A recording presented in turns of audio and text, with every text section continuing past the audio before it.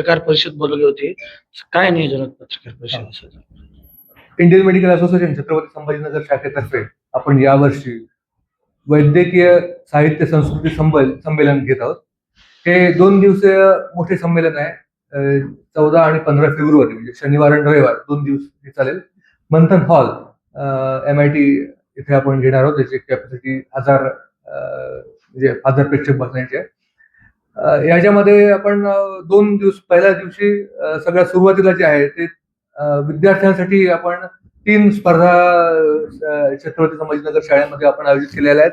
पहिली स्पर्धा आहे निबंध स्पर्धा, दुसरी वक्तृत्व स्पर्धा आणि तिसरी जी आहे ती चित्रकला स्पर्धा.